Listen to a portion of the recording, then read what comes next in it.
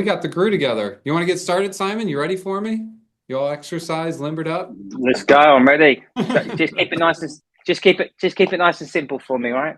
right, so here's the idea of the video. And people that have been Okay. watching this for a while, I think they kind of get it, but I'm going to change the name of it.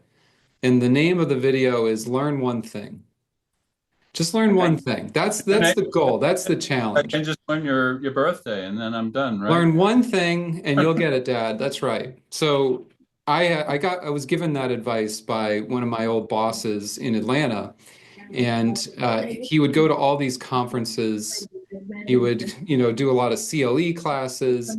He did a lot of things. And he said, he doesn't overthink it. He doesn't, if it's a week, he doesn't kill himself just to meet everybody. If there's 1,000 people at this conference, he doesn't try and meet everyone. He just meets one person.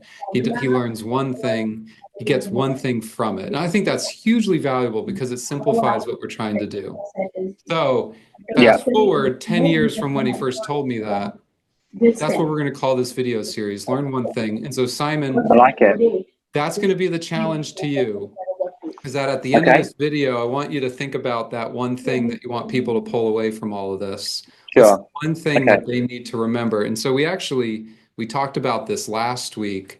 I had a co-host together with my dad on here. And Christina, who's an attorney here in town, she works a lot with foreign sellers. So we talked a lot about foreign sellers and some of the challenges that they have. And you are piggybacking off of that in a sense because you also help, help the sellers, especially foreign sellers. But not Yes. just sellers, also buyers. Really, you have a really Correct. great niche of this market. Why don't you tell me a little bit Yeah. about the company and about yourself, and then we'll kind of dig into it. Sure. No problem at all. Yeah. So Currencies Direct. First of all, great to be with you guys. Currencies Direct has been around now for the best part of 30 years. Originally started in London. And the first overseas footprint was really in Spain because that was a very well trodden path of Brits liking to get to the sunshine in Spain, and so there was a requirement for people to move money to buy assets and properties in Spain. And gradually over the years, it's grown to be Italy, Portugal, France, all over Europe, into South Africa, Australia, New Zealand, and then about 12 years ago, we opened up in the USA. So we are currently based in Central Florida. In the Orlando area is where our head office is, and the reason for that, as many of your colleagues will know, is that in and around the theme park area, there's a huge percentage of people that own a vacation home. They come, they visit it, they use it several weeks themselves, they rent it out or they keep it empty, whatever, and they're back and forward and they own it on a cycle. And so that's why we're really based in Central Florida. So we work closely with title companies, real estate agents, FERPTA companies, tax firms, immigration attorneys, anybody who's got clients who are needing to send money into and out of the USA. We do tend to specialize in and around the property sector. And the reason for that is when that's often when people are moving the most amount of money and they want the most amount of sort of hand holding and Yeah. advice and expertise in the process. Venmoing someone $100 is pretty easy these days. But if you've got hundreds of thousands or millions of dollars that you've got to bring in Yeah. or repatriate, you've got FERPTA withholding to worry about. You've got maybe got stages if you're buying a new build at certain deposits. That's a level of expertise where you want to have somebody that can talk you through the process. So that's really where we specialize, is sort of helping the clients navigate that. Well, you know It's what I also like about this, Simon? So when, and everyone that's on this video, they tend to refer clients to other people that, products that they don't offer themselves or services. So I'll refer people to estate attorneys, to realtors, to insurance. And I like referring people to you. And there's one reason. So my goal when I refer someone is I want them to treat my customer the way that I treat my customer.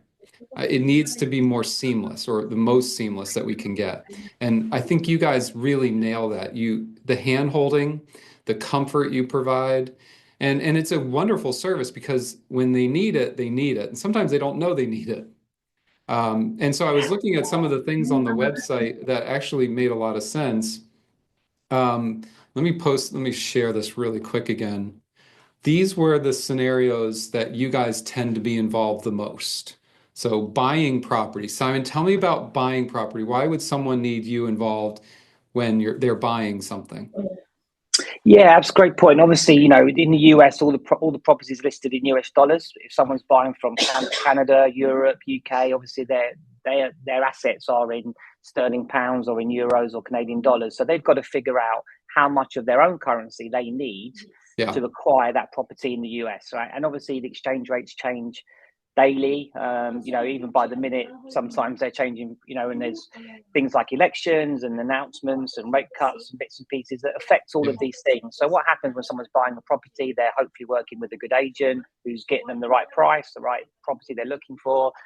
But then they've got a huge, hurdle to jump, if you like, to get their money from their own country into US dollars. The title company want it on a certain day, the right amount in dollars, and that's not easy coming from another country. No, You've got it's like a multiple different language. Not only the cost correct. involved with the exchange rates, but it is a totally different language on banking in Europe versus banking in the US or even Canada and the US.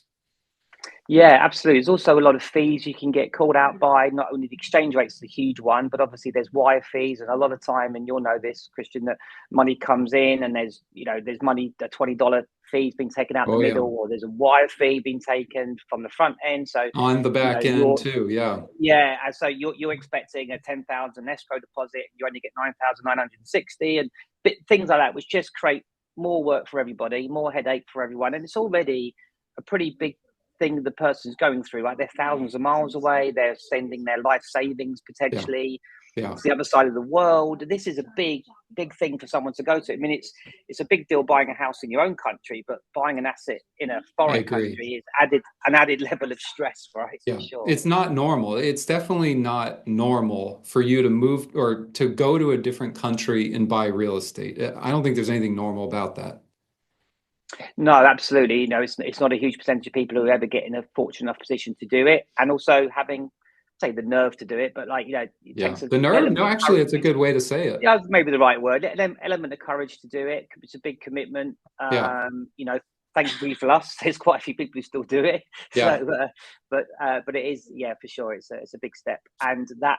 The other thing as well, which I think with the buying the property, which is key, is, let's say someone's done all of their homework and let's use round numbers, and they found a property for 750,000 US dollars, and they know that's 500,000 British pounds today, for example. Now, if the exchange rate moves between today and when the property actually closes, they might need to find more pounds to close on that property, and that they may be completely tapped out on what they can actually access in their own country. So what we're able to do is to get a rate ahead of time for them, so they can actually secure that, so they know they don't have to worry about what the exchange rate does. They can buy it, they've got enough money, and they don't have to worry about what the exchange rate, because again, they've got all the title work to do, they've got all if they're financing, there's a lot of work involved with that as well. So one less thing to think about is, I think that's pretty cool. So if any of you are working with a client, they're planning on buying something in the future, but they haven't actually moved the money to the States, talking to you or your company could be really valuable to them, because there might be a time issue, there might be an exchange rate change, and if they want that insurance coverage, basically, you can give that to them. I don't think the banks will offer anything like that. No, and also as well, what you find is that even if that particular property doesn't work out to be the right one, generally the agent will go and find a second option. So the currency is there for when they need it in the future, so they don't lose it. It just sits there in US dollars until the agent finds them the property of their dreams, hopefully. Well, and then once you buy the property, well, now you have expenses. You're gonna have to pay utilities. You might want a credit card. And you guys would be an obvious first step for helping them do all that. Yeah, and absolutely. So it's a very challenging thing to open a US dollar bank account until you have a US asset. You'll know this for sure. That's how we got connected. Yeah. Yeah, so very, very difficult. So we're able to obviously have money in dollars for them, and then pay certain costs they've got at the beginning to actually purchase the property, and then as they build, like you said, once they've normally closed on the property, it's much easier. Then they can get a bank account to pay their water, power, etc., etc. Right. But we can help them through that transaction on the way in and on the way out, Well, actually. let's talk about on the way out. The next thing on here is Yeah, selling property. That's usually a big issue because in the closing process, my insurance requires that we pay the same entity that owns title. It has to go to that yeah, entity's bank account. So if it's in a trust, if it's in the seller's name, if it's in an LLC, we need a bank account in that name. And if the client is moving out of the country or leaving, no bank in town will ever open an account with them. It's just not worth it to them, and they have certain restrictions. sure. But you guys can help with that. Absolutely, yeah, you're right. I mean, after 9/11, the Patriot Act came in, and in that big piece of legislation was a huge thing around banking, where it's very, very challenging for anybody who's not a US resident full time to have a bank account without an asset. It's almost impossible. Yeah. And we have lots of cases where people have had money stuck in the USA, or the money's gone to the title company, but like you said, there's no bank for them to remunerate it to. So some real challenges. So what we're able to do for them is actually create a US dollar account for them in their name. It's through JP Morgan. And that means that if they're a title company, will see the details are in the client's name. It's a unique bank account number for the client. It's a US based account with one of the biggest bank in America. And then once that money comes in US dollars, we're able to then work with the client to get the money back to Canada, to Europe, to wherever it may be. And not to jump ahead, but as you know, with the foreign sellers, the Yeah. FERC So I was just piece going to do is this one too, the huge. tax refunds Yeah, here. yeah. So I mean, that's as you well know. I mean, prior to COVID, it was about 90 days roughly. The Right. FERC Yeah. refunds almost like clockwork, and it was pretty for the IRS. They were pretty good. It was like pretty consistent, and then during the pandemic, that time frame moved out to be months and months and months and years in many cases. Years. Yeah. Yeah, years. So now most cases people are actually filing in the tax return the following year after they've sold the property. So again, what we're able to do is the way we create the account is they can get the assets back from the IRS directly to an account in their name. So because the IRS won't wire funds to a bank account not in the USA, and they certainly won't submit a tax refund to an account not in the taxpayer's name. So we can help them with that as well, not just around FERC, any type of tax work, but Yeah, this predominantly is FERC. I mean, it's amazing. So Christina and I and Dad, we talked last week about FERPTA and compliance and taxes, some of the challenges that foreign buyers and sellers might have. But there's more to actually then doing it.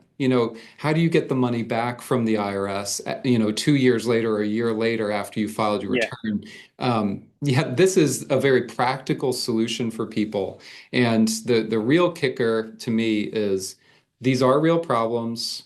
These are very good solutions for these types of customers. And you guys are really good at it. So there's my sales pitch. You're really good at it.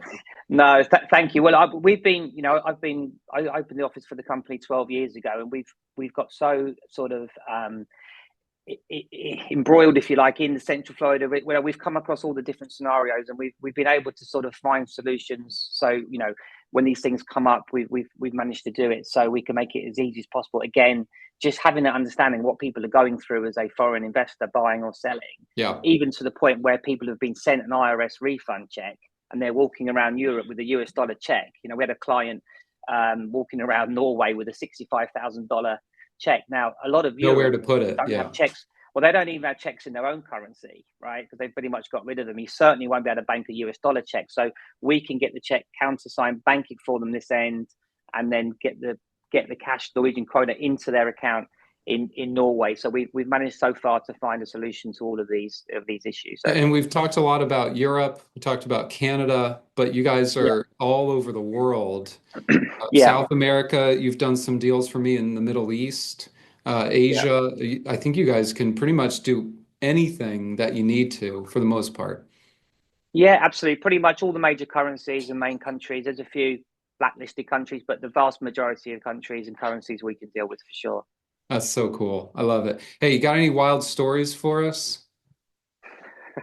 The Norway story is good. $65,000. I had a gentleman once actually lived over in Sarasota and selling property, and he was very mad that he sent us he had a US dollar check and he wanted to just cross out the dollar symbol and put a euro symbol, and just for us Yeah, to can you do accept that. that? And yeah, I was like, and No. he was claiming, I won't say, he was claiming that under a previous president he would have been able to do this and all this sort of thing. Like, that's never been allowed under any president, under No. any political No. Good party luck in the cashing history of that check. America. So I was like, yeah, and he's like, I'll bring it up to the office. I said, you could please don't, because we're not going to take it. And I had a client yeah, and I thought I was doing them a favor. So we work a lot with a local bank here in town, and they were having trouble. They were from the United Kingdom. They're having trouble opening an account. They just bought an expensive home. And I said, "Well, talk to my banker. Hopefully she can help you." And she did. She opened them an account so that they had US funds and they could pay taxes and insurance. And then they get back home and they couldn't even open it on their website online. So the yeah, bank, there was some sort of portal issue where the European, it just wasn't talking. What is that? yeah. Do you remember that?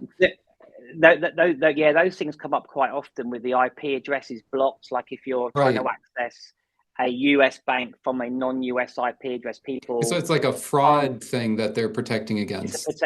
yeah, and again, that started to come in heavy after 9/11 and the Patriot Act. When that came in 3 or 4 years after that, there was a big block on that, which makes it really challenging. And unfortunately, and again during COVID, when a lot of people, the banks, if you're in the UK and you call up your US bank and you say, I want to move some money, they're like, oh yeah, just come into a branch. And they're like, I'm 4,000 miles away and about $2,000 worth of airfare. They just come into a branch. I think there's nothing else you can do now.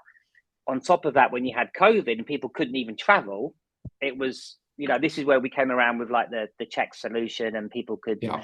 do a bill pay thing, and we found some banks and workarounds to do it. But yeah, and again, very disconcerting for somebody. You've gone through this process of buying and selling a home, and then the final piece is getting your money back in your own domestic bank account, and now you're being told, and you can't even get online. So now you're thinking, is it a scam? I can't get into my bank. Is the bank going to have a business? You can Yeah. imagine the trauma that people must be going through when they have these scenarios. Yeah, trauma is a good way to explain it. Simon, Mm. two final questions. How do Yeah.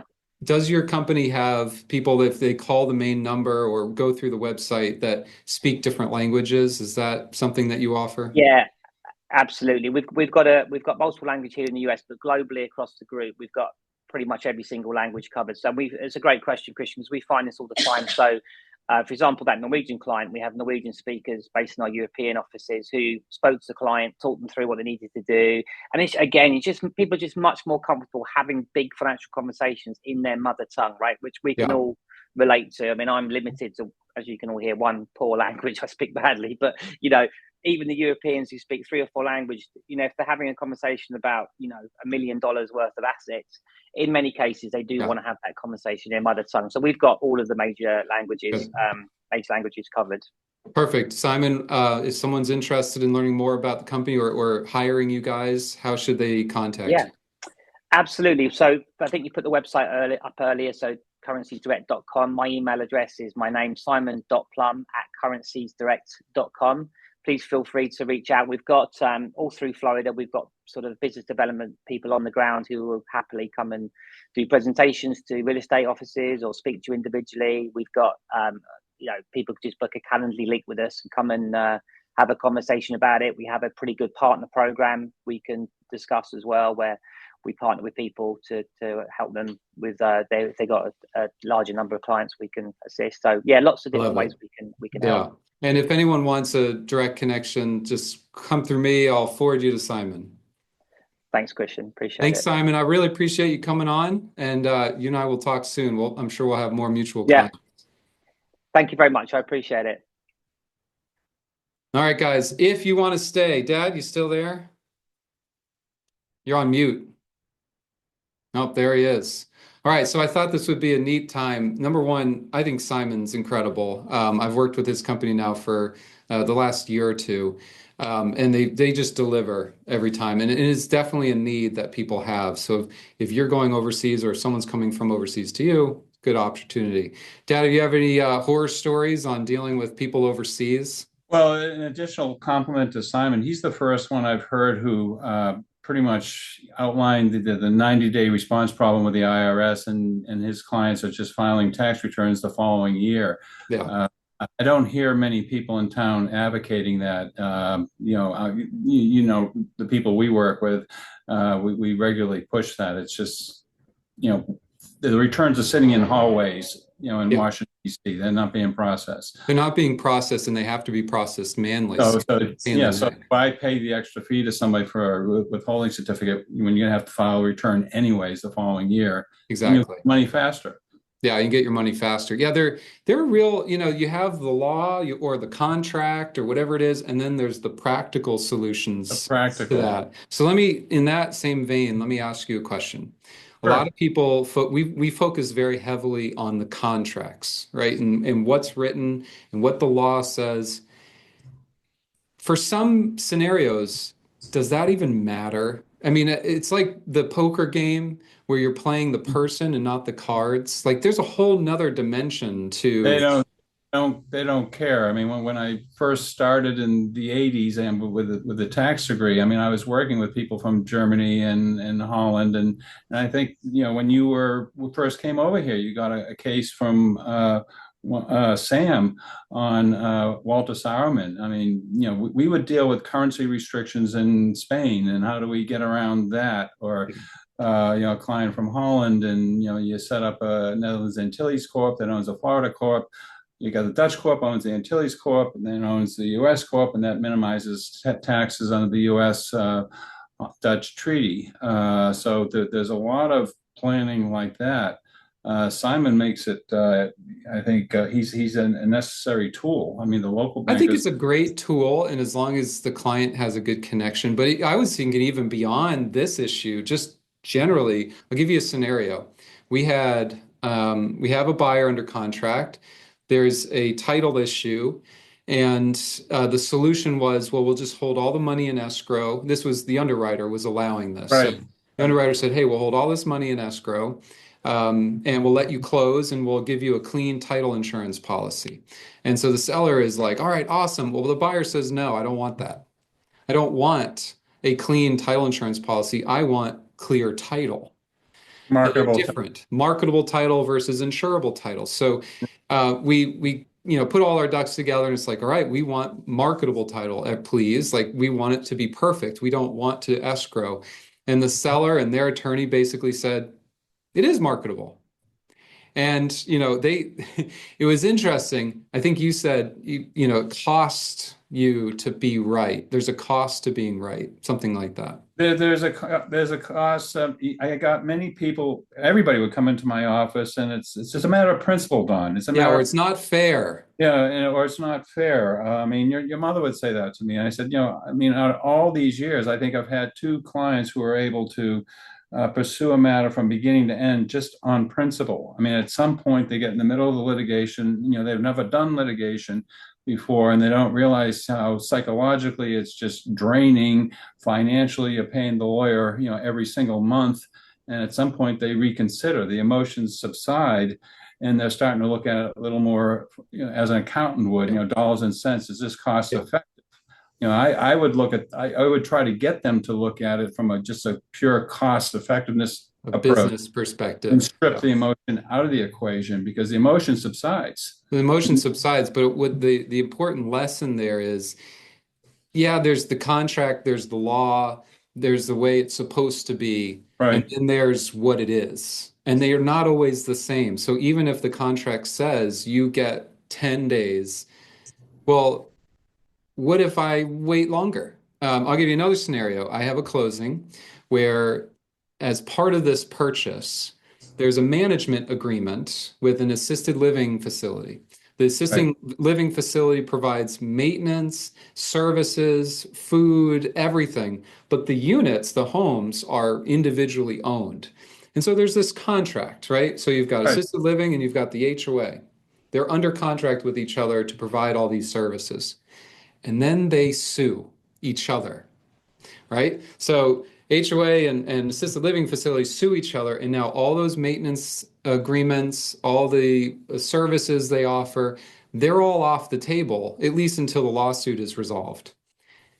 Does the contract apply anything in that regard? Like there's nothing in the contract that talks Only about if they that. have lien rights. You're not going to get a good seller's affidavit, which is one of the required seller documents at closing. That all the bills have been paid. There's nothing, no other contracts have been signed with any other buyers. There's nothing that could create a lien Right. against the property. And Well, and that. so, but it's such a material part of this property. It's like, well, the contract has to include something like this. It has Yeah, to, but it doesn't. it And doesn't. so it's a really great lesson of, man, there's so many things that could go wrong on these deals. Well, the contract isn't designed to be perfect. It can't be. It can't be. It's impossible. You need something that would cover unforeseen things in the future. So it's got to be elastic. So by definition, you're going to have something that's like a B-level contract, just so that it will apply to a multitude of factual situations. Yeah. If you're going to have a contract that's going to address every single possible factual situation that could ever come up, it'd be 50 pages long. Nobody's going to read it. Nobody's going to understand it. Yeah. And you and I would not be able to speculate as to all the factual situations that could come up in the future. I think we could. I think we could. Oh, you and I could, but the rest of the universe is a problem. Okay, so let me bring up another example of something that I'm working on at the moment. So, Dad, here I'm going to let you just give us your opinion, right? And so you are hosting office hours today. If anyone wants to come and visit with you Sure. from noon to 3. So if they want to come and talk your ear off or learn one thing, I forgot to ask them, learn one thing, but if they want to come and ask you these questions, I'm going to ask you mine right now. So, seller's installing a new roof. It's going to be completed in the next month or so. Buyer wants to make an offer. How do you do it? What would you do to put together an offer that incorporates the seller putting on a new roof? I would first determine whether or not the contractor is willing to assign the contract to the new buyer. Because yeah, that would be good to know. I've had roofers refuse to work with the subsequent buyer. Yeah. They're comfortable with the first buyer. They know the original owner. They do not want to get to remarry somebody else and deal with them. So if that thing isn't transferable along with the warranties, because you're going to have technicalities like terminating the notice of commencement and then reopening it after the closing, it's not going to work if there's not a relationship between that contractor and your buyer. Yep, good. Now, let's say, I think that the next person you ask is the buyer. Do you want to take on this as a project, or you just want to buy it after it's already done? And I usually give them a little lecture. I bring in that my father was a builder at one point, and people are not always on schedule, and there might be a delay in the shingles showing up.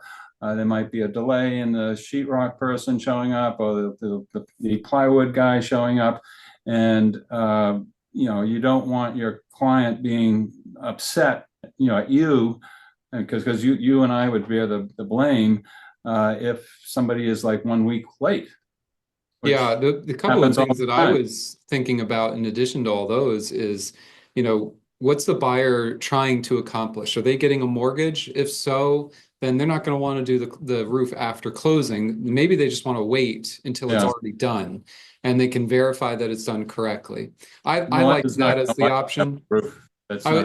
I would say in this scenario that I was being proposed, the roof was going to get done in the next 30 days. Well, most closings happen after 30 days or within, that 30-day mark. So maybe we just wait for the roof to get installed, ensure that the seller is actually going to do it and pay for it, and then we'll close after. So that would be my preference. And I wrote some very simple language that said seller shall install the new roof per the invoice dated by such and such roofer prior to closing. Well, and another thing that realtors and you and I sometimes miss is that if it doesn't go perfectly, that person is going to be lighting up the realtor's phone and our phone continuously until this is resolved. So there's a lot of lost time that could be otherwise spent on something productive, like listing another property or selling another property. So, the closing goes on after the fact, and it may end up less than satisfactory. Pull you into it. Yeah. You have to be careful. There's two sides of that. I think if If it was like the roof's going to get installed in the next 6 months, well, we don't have that option to wait necessarily. Right. But I do like in this case, we'll just do a simple language saying seller shall. They're going to install this roof prior to closing, and then we'll put a closing date that is maybe 6 weeks out. And if the roof is not completed by the closing date, well, the seller has, we're in a fork. The seller's in default, even if it wasn't their fault. And we'll be able to renegotiate. We'll extend, or we'll take a credit, or we'll do the assignment of the contract, or whatever it may be. I'll always use our own house so that I can kind of make the point. I mean, when your mother renovated the bathroom upstairs, we were waiting for one piece. It took a year to get that bathroom totally complete. And it's just, a typical master, well, it's not typical, but it was the master bedroom upstairs. It's pretty typical. Yeah. It's got a toilet, right? Yeah, and they're waiting for one little widget that goes with it. And it took a Yeah. year. Yeah. So It took a I always, speculate that gee whiz, if we have some roof that's being done after the closing, they're going to miss one widget, and I'm going to get a phone call from the client every single day. And so I go from having a satisfied, client who would send me more business to somebody who just thinks I'm an idiot. Because Well, speaking of idiots, how about we talk about the next topic? So, how about this? When, our go-to for seller disclosures is disclose, disclose, disclose, right? right, That's what we say. It's the easiest advice I can give you. I'm going to modify it slightly because when someone fights me on that, I need to have a better answer. I need something more than 3 words, and I've come up with one. I'm curious what you think. If it's a big deal and or a recent deal, then disclose it. And what I mean by that is big meaning material, that it's a significant item. I don't care how long ago it was. If it was something material, if it was a big deal, I want you to disclose it. If the basement flooded 7 years ago, disclose. Just disclose. right. If the roof ripped off in a hurricane 15 years ago, disclose. These are big items we want to explain, and hopefully in our explanation, they'll know that the roof has now been replaced, that the basement's been mitigated, and they haven't seen any problems. But we're disclosing. It's a big deal. Let's disclose it. And then recent deal and or recent deal. So if something happened a week ago, the hose lines from the washing machine came loose and leaked all over the garage and maybe into one of the accessory rooms. That happened a week ago. I don't care if you mopped it up and it dried and you didn't have to spend any money on it. That happened a week ago. Just disclose. And if I, it's I would if it argue was a that, small little thing that happened 7 years ago, well, maybe you don't need to disclose. Maybe if you want to thin that line, if you want to do that, okay, yeah. I could understand it. What do you But think? I would flesh it out a little bit by adding, if it's something the buyer is going to learn anyways, you want to be the one controlling the narrative, portraying what the issue was, showing the invoices on what repairs were taken, so it doesn't blow up in somebody's mind as something that you kept from them. Yeah. So if they're going to find, if an insurance claim was made, they're going to find out. Yeah, and that's the other thing. If an insurance claim was made, they're going to pull the records. It could impact the buyer's ability to get a low rate on their insurance or maybe get insurance at all. It's relevant. I got a new example from that. We did a closing a week ago, maybe 2 weeks ago, and it was a big deal. It was $7-8 million. Right, right. So a week after closing, the buyer's talking to the security guy, and the security guy says, "Oh yeah, I remember, 4 months ago when during Hurricane Milton, the roofs were just raining in water in 2 of the rooms." And the buyers who just spent all this money and thought their house was perfect were appalled. They were so upset. And, that is a disaster. You do not let that happen. Even if you cleaned it all up and you repaired it and it's otherwise everything is perfect, it happened 4 months ago. And in this case, it's kind of a big deal. Well, we have that Miami case where there was a flood 2 years ago, and they filed their claim. They fixed everything in the condo. They didn't, then 2 years later, they list and sign a sales contract. The buyer finds out when they're applying for their insurance that there was a flood 2 years ago. They file suit. even though everything was fixed. Yeah, So, and they even have something in the contract that says the seller has not filed any claims, and there's nothing that they know of right. that would, artificially increase the cost of insurance. Like it's in the contract and it's a seller disclosure requirement. I mean, one of my favorite stories on this is my partner's dad was selling his unit. It was a $4 million unit in the Carlisle, I think it was. And as the buyer was walking in with, their attorney, Holly Harmon, who is now deceased, the manager who used to work for my partner's dad, and We have a said, "Oh, lot of people here. What about the dog? Where's the dog? where's the dog?" No, they're going to say, "Well, you're going to love the unit. He made a lot of really great changes to the unit." So Holly did a permit search and there were no permits pulled at all. And she called me and like, "Well, what happened, Don?" I said, "Well, Ray Luckett put him into a cherry picker and I went up to like the fourth floor and I said, move this wall, move that wall." We shook hands and it was done. So I had to call Holly and explain that's how they did things in the 80s. And she was Yeah. fine with it. Yeah, but she got, I think he got lucky. And, a lot of times, especially when you're spending big money, they don't want to find out on their own. They want you to tell them up front. Yeah.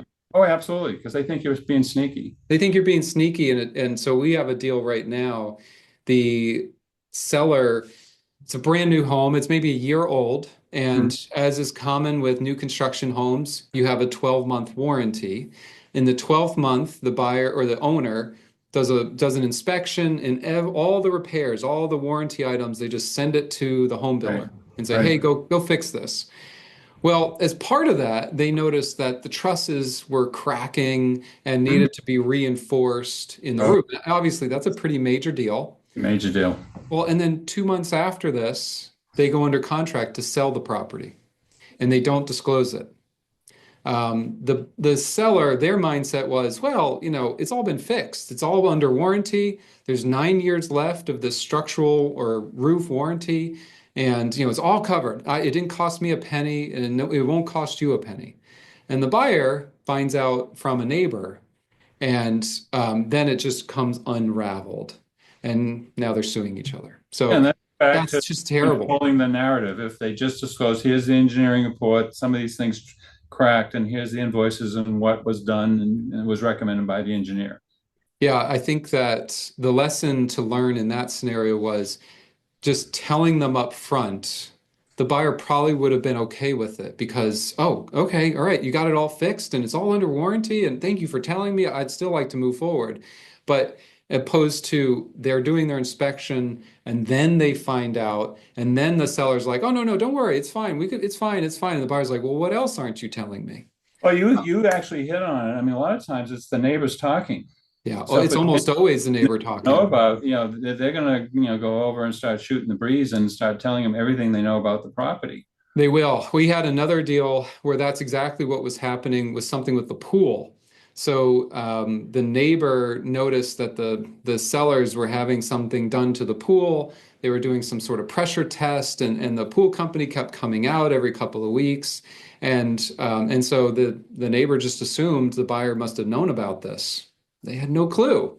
And it sowed this doubt in the buyer's mind, like, well, what else aren't you telling me? And so, Dad, I'm gonna bring this full circle. I like as is sales contracts. Have you heard that? You've convinced me of it. It's less arguing for me. It's 3 pages shorter. It's a shorter time frame. Well, what about from the seller's perspective, in your mind, why would a seller accept an as is contract? If it were a FAR bar standard contract where the buyer was obligated on deposits not made, I would be looking at that. But we Yeah, have so it. the FAR standard contract obligates the seller to do certain repairs. It They don't have the obligates, ability to say no. and the seller has a recourse against the buyer if the buyer gets a little squeamish to go after deposits agreed to be made, and I've actually done that. So that's a true, in my mind, a contract where the seller has some remedy against the buyer. With the neighbor, they can only go after the deposits made, and in the beginning, it might be a minimal amount. Yeah, minimal amount. And so if it's a neighbor standard versus a neighbor as is, this is where I'm going to test your devotion to my as is mindset. If you're the seller, as is neighbor, standard neighbor, which one you going with? I do the as is neighbor. I look at both neighbor contracts as sort of as is contracts Yeah, because a because seller can say the no. seller can say, no, I'm not doing repairs. So what's the benefit of using as a seller? What's the benefit of the neighbor as is? Why would you choose that? Because the neighbor standard doesn't have those obligations. The intangible of if the listing agent is a local and they're familiar with the neighbor contract and they don't know the FAR contract, and this is the listing agent's going to be asked, what do you think of the offer? And they don't even know the FAR contract. Well, no, I'm saying the as is and standard neighbor. So you're on Marco Island. Here's what I'm going to say. The reason a seller would choose a neighbor as is contract over any of the other forms, or even, bar, neighbor, Right. whatever, is time. Yeah, you can As a seller, limit we just time. spent the last couple of days negotiating on the sale price, on a credit, on broker compensation, closing date, and then the buyer's going to go do an inspection and they're going to ask for repairs. Well, I want that time period to be as slim as possible. And on a neighbor standard contract, let's say it's 10-day inspection. You got your 10-day inspection, another 5 is the buyer election. So now you're at 15. So if you give someone 10 days, they're really getting 15. You can go up to 35 days total if you Yeah, max you could. out. So in this case, you got 15 for the buyer's inspection and Then election. 5 days to do the election, then 10 Well, days. 10 days to do your seller response, and then Right. 5 more days for the buyer to respond to that. Yeah, Yeah, so it's a a big lot, right? argument It's a lot. Whereas if it's a neighbor as is or a far bar as is, you get 10 days. and you don't have to argue about cosmetic or working No, conditions. you're going to negotiate in good faith. And Dad, you and I will be the example in this case. If you're the buyer and I'm the seller, Right. you do your inspection and you're you and I have done this, right? You're looking through the contract and you're looking for the terms and you're like, okay, what's a defect? What's cosmetic? And is this a broken tile or is it a cracked tile? Is it shifted tile or is it, whatever? Like that's annoying as the What's causing the tile to what's crack? causing, yeah, is there more damage Is underneath? it going to be more? It's a disaster. Yeah, I So think of your last house where you look at your own wife and you had the railing and part of it had an issue and the other part was fixed and that bothered your wife. So the idea of what's the defect varies from person to person. Well, and so that's a lot of pressure on the buyer. And so you're going to come at me pretty hard and Right. you're going to be outlining what the defects are. And you're going to say, this one's a defect and this one's cosmetic. And you're going to come pretty charged because you got to get this right. Right. And then I'm going to be on the other side. I'm the seller. And now I'm a little charged because you're charged. And I'm trying to figure out, is he right about the cracked tile versus a shifted tile? They just added a new cosmetic item to the contract this year. I think it was Oh, like a paver, something with the pavers. they say crack tiles are cosmetic, but I've had those situations where it's the adhesive and it's going to be the whole house at some Well, point. and a crack, that's one thing. Broken, that's a defect. I don't want that. And as a seller, what I think it does is it makes me much more guarded and I lose focus on how to get this deal done. Because we came to a deal because we were both compromising. We were coming to a solution, we came together. And it wasn't, because you were paying cash or mortgage necessarily. It was just because we came to an agreement. Right. That's what I want for inspections, and the as is the only way to get it. I wish they changed the title of it because a lot of people think as Yeah. it means that you can't ask for anything and the seller doesn't have to tell you anything. It is what it is. If you ask for something within the 10 days or the 15 days or the 7 days, I've had people think that they're violating the contract. Well, you're on the Legal Resources Committee now, Dad, so I'm going to make the proposal to you. Here, it's a pretty extreme one. I think the standard contract should be the as-is contract. And then I think the other one should be the repair contract. And Or I think the the other defective one- items contract, or the limited inspection contingency contract. But I think the standard contract should be the as-is. It's very extreme. It'll never happen. I'm okay with that. I would like to see that. That'd be awesome. I mean, I've been told by some realtors that more deals close with the standard contract. And, whether, that's urban legend or truth, I don't know.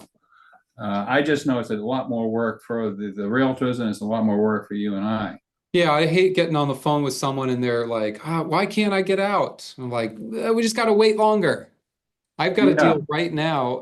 Someone actually, the realtor just called me on it, and we're kind of playing chicken a little bit in that the buyer wants the seller to say no to a defective item. That would be our preference. But we can't tell the seller that. So it's going to take an extra week. The seller's going to get all these estimates and do all these, think about repairs, and maybe they'll come back and just give us a credit, in which case we're going to terminate. I've spent days with the listing realtor formulating a response to a repair request, and Yeah. actually stole the form from Dan Peck, an attorney I used to work for in town. And I called Dan Well, and go, Kevin loves these forms. He loves putting together the buyer election seller responses. "Oh, it's like a phone book. So you have to be equally careful when you respond to it." Oh Uh, yeah. but the big complaint is, have they responded yet? Have they responded yet? And I'm always telling myself, let's take the whole 10 days. We want to make sure the second deposit is down, so that we really have them engaged. And then Yeah. we can very carefully crafted response that, puts more money at risk. I don't, I mean, everyone, you probably noticed, this is a topic I'm pretty passionate about. If you can use an as is, if you can get your client to agree to something like that, I think it's going to make all our jobs a lot easier. And the people that actually do close are going to be happier about it because they Yeah. chose to close. They weren't leveraged into closing. But that's my high horse. I'll get off now and No, I I'll go work on something else. That's me. I think it's easier, and I think it's safer for the realtor. Yes, I agree with that. All right. Well, Dad, thank you. Thank you everyone for Oh, joining. I hope that if you need Simon, reach out to him. He's incredible. here's a great gift. Good luck. See you guys.